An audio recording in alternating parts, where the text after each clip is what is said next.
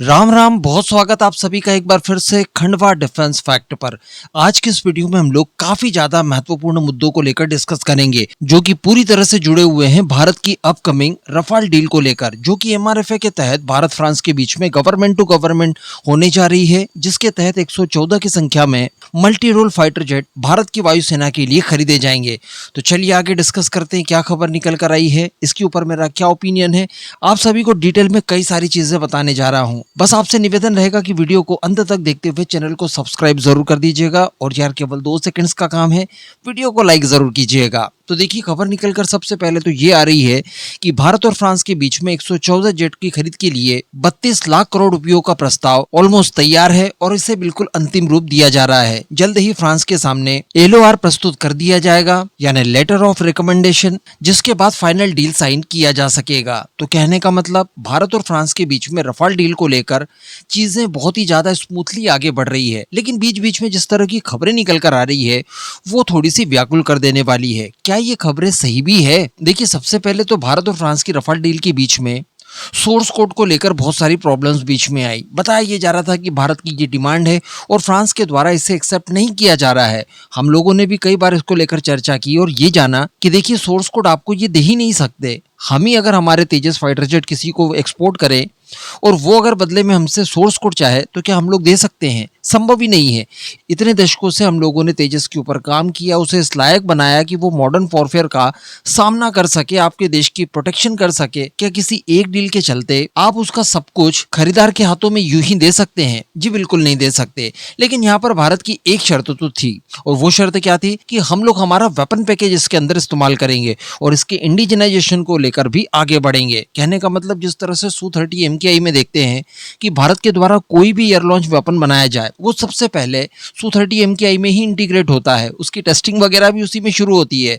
कोई भी एवियोनिक्स हो, कोई सेंसर हो, या अन्य इलेक्ट्रॉनिक कोई भी उपकरण हो जो कि हम लोग फाइटर जेट के लिए बना रहे हैं, उसका सबसे पहला इस्तेमाल Su-30 MKI में ही किया जाता है। तो भारत यहाँ पर यही चाहता है कि इसका कुछ एक्सेस हमें मिल जाए, ताकि भविष्य में ये सारी चीजें Su-30 के साथ साथ रफाल में भी पॉसिबल हो पाए। स्पेशली हमारा वर्ल्ड क्लास वेपन पैकेज, जिसमें आपके पास रुद्रम सीरीज की मिसाइल्स है, कई सारे गाइडेड बॉम्ब्स हैं, ब्रह्मोस NG है, ब्रह्मोस A है, इसके अलावा अस्त्रा सीरीज की शॉर्ट रेंज से लेकर लॉन्ग रेंज तक आपके पास मिसाइल्स उपलब्ध है। लेकिन ये सारी चीजें तभी पॉसिबल हो पाएगी जब फ्रांस भारत को रफाल के लिए इंटरफेस कंट्रोल डॉक्यूमेंट देगा। इसको एक बार मैंने डिटेल में डिस्कस करके आपको बताया था कि ये एक्चुअली क्या होता है। आप मोटा माटी ऐसा समझ लीजिए कि इसके बिना आप किसी भी प्रकार की कोई भी मिसाइल वगैरह खुद से इंटीग्रेट नहीं कर सकते। इसके लिए आपको फ्रांसीसी कंपनी के ऊपर निर्भर होना पड़ेगा। जब भी आप कोई नई मिसाइल तैयार करेंगे और आपको रफाल के अंदर इंटीग्रेट करानी होगी, तो आपको डसॉल्ट एविएशन, इसकी मैन्युफैक्चरर के पास जाना होगा, उसके इंजीनियर्स आएंगे भारत और वो आपको इंटीग्रेशन करके देंगे। लेकिन अगर आपके पास ये एक्सेस है, यानी इंटरफेस कंट्रोल डॉक्यूमेंट ICD, तो आप ये सारा काम खुद से ही कर सकते हैं। तो बताया ये जा रहा था कि फ्रांस के द्वारा ये भी नहीं दिया जा रहा है भारत को, और अगर ऐसा होता है कि भारत को ICD फ्रांस नहीं देता है, तो जो 114 फाइटर जेट की रफाल डील प्रस्तावित पड़ी हुई है, इसे भारत कैंसिल कर सकता है। इवन कुछ रिपोर्ट्स में तो ये भी बताया गया कि इसके साथ साथ जो 26 की संख्या में रफाल मरीन की डील हम लोगों ने की है, भारत संभवतः उसे भी कैंसिल कर दे, यानी बिल्कुल भी फ्रांस से रफाल खरीदेगा ही नहीं अगर ICD हमें नहीं दिया जाता। तो इस तरह की खबरें आना, पैरेलली ये खबरें भी आना कि भारत फ्रांस के बीच में ये डील स्मूथली चल रही है, अब हम लोग LOR तक पहुंच चुके हैं, लेटर ऑफ रिकमेंडेशन। तो ये सारी चीजें कैसे पॉसिबल है? दो में से कोई एक ही चीज सही हो सकती है। तो यहाँ पर समझा जा सकता है कि देखिए, भारत को फ्रांस के द्वारा वेपन्स इंटीग्रेशन करने के लिए ये सारे एक्सेस दे दिए गए हों, जो भी नेगोशिएशन बीच में चला हो, इस बीच ये एक्सेस हमें मिल चुका हो। क्योंकि अगर ऐसा नहीं होता तो निश्चित तौर पर भारत इस डील को लेकर आगे नहीं बढ़ता। लेकिन संभव तो कोई तो है बीच में जो इस डील को आगे नहीं बढ़ने देना चाहता। अब आप यहाँ पर खुद ही आकलन लगा सकते हैं कि वो कौन हो सकते हैं जिनको इस डील से प्रॉब्लम हो सकती है। निश्चित तौर पर चाइना, पाकिस्तान, इसके अलावा अमेरिका और रशिया भी, क्योंकि रशियन फाइटर जेट हम लोग नहीं खरीद रहे हैं। चाइना और पाकिस्तान तो भारत के एनिमी हैं, सीधे सीधे इन रफाल से उन्हीं को खतरा है। और अमेरिका, जो कि खुद अपना फाइटर जेट भारत को बेचना चाहता है। तो ये 4 संभावित वो नाम हो सकते हैं जो कि इस डील को लेकर भ्रम फैला सकते हैं। और पास्ट में भी देखा गया है, स्पेशली जब ऑपरेशन सिंदूर हुआ था, उस समय भी ये सारे देश मिलकर भारत के रफाल जेट के खिलाफ काफी भ्रांतियां फैलाए जा रहे थे। लेकिन मान लीजिए कि इन बातों में वास्तविकता है और फ्रांस फ्रांस भारत को वास्तविकता में ये एक्सेस नहीं देना चाहता। तो यहाँ पर भी भारत से ज्यादा फ्रांस को प्रॉब्लम्स होनी चाहिए। आप कहेंगे कि ऐसा क्यों? तो देखिए, इसके पीछे में सीधा सा लॉजिक आपको बताता हूँ। मैंने भारत के लगभग सभी डिफेंस एक्सपर्ट्स को सुना है, जिसमें स्पेशली वो सारे ऑफिशियल्स हैं जो कि भारत की अलग अलग सेनाओं में काम कर चुके हैं, सर्विस दे चुके हैं। इन सभी लोगों के द्वारा यही कहा जाता है कि देखिए, दुनिया का कोई भी वेपन हो, अगर उसकी टेस्टिंग और ट्रायल्स वगैरह भारतीय सेनाओं के द्वारा पूरी की जाती है और उसे भारतीय सेनाओं के लिए उपयुक्त माना जाता है, तो दुनिया की अन्य कोई भी सेना आंख बंद करके उसे खरीद लेती है।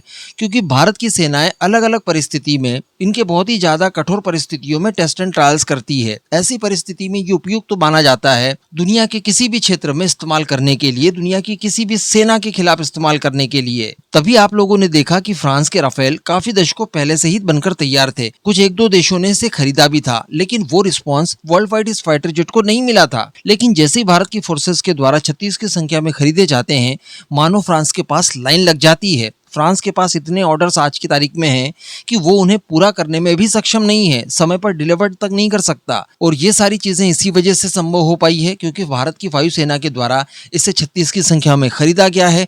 परफॉर्मेंस इसकी अच्छी लगी। वायुसेना के साथ साथ नौसेना ने भी ऑर्डर दे दिए हैं और वायुसेना फिर और खरीदने जा रही है, तब भी रफाल ही खरीद रही है।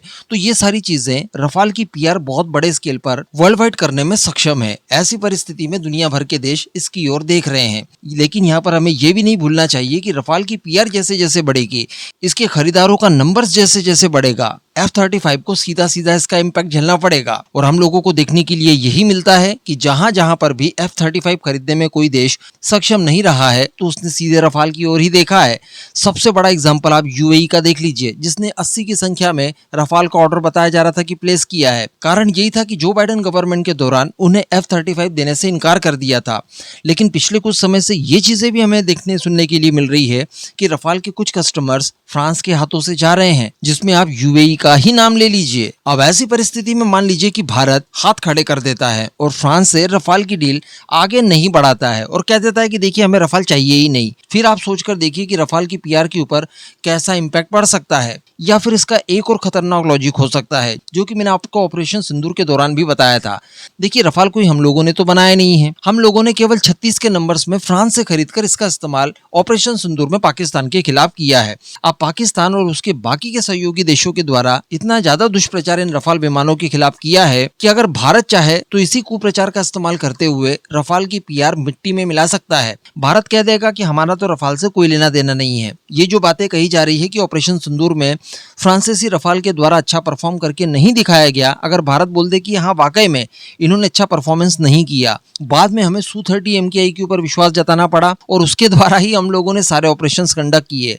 इतना अगर भारतीय वायुसेना बयान दे देती है तो आप ऐसा समझ लीजिए कि फ्रांस ने जितना भी अर्जित किया है रफाल के नाम पर, सारा का सारा निपट जाएगा। आप मेरी बात को समझिए, ये काफी ज्यादा भयंकर बात मैंने बोल दी, लेकिन ये वास्तविकता है। फ्रांसीसी रफाल से हमारा कोई लेना देना नहीं है। इसकी इमेज बनती है, बिगड़ती है, इससे भी हमें कोई लेना देना नहीं है। अगर हम चाहें तो पाकिस्तान और उसके सहयोगी देशों के जो गलत दावे थे, इन्हें अगर स्वीकार कर लेते हैं तो सीधे सीधे फ्रांस के रफाल जेट की बिक्री लगभग बंद ही हो जाएगी। तो आई डोंट थिंक कि फ्रांस भी इतना बड़ा जोखिम भारत से लेना चाहेगा, क्योंकि रफाल को लेकर फ्रांस भी काफी ज्यादा आशान्वित है। वो रफाल के अलग अलग वेरिएंट्स तैयार कर रहा है, उन्हें भी भविष्य में उसे एक्सपोर्ट करना है, तो सामंजस्य बनाकर तो वो भी रहेगा। बाकी देखने वाली बात रहेगी कि परिस्थितियां किस ओर जाती है। संभव तो ये सारी चीजें तभी क्लियर होगी जब प्राइम मिनिस्टर मोदी भारतीय वायुसेना के चीफ के साथ फ्रांस के विजिट पर जाएंगे, जो कि 1-1.5 मंथ में हमें देखने के लिए मिलेगा। बाकी आप सभी का इस पूरे मुद्दे पर क्या मानना है, नीचे कमेंट करके जरूर बताइएगा।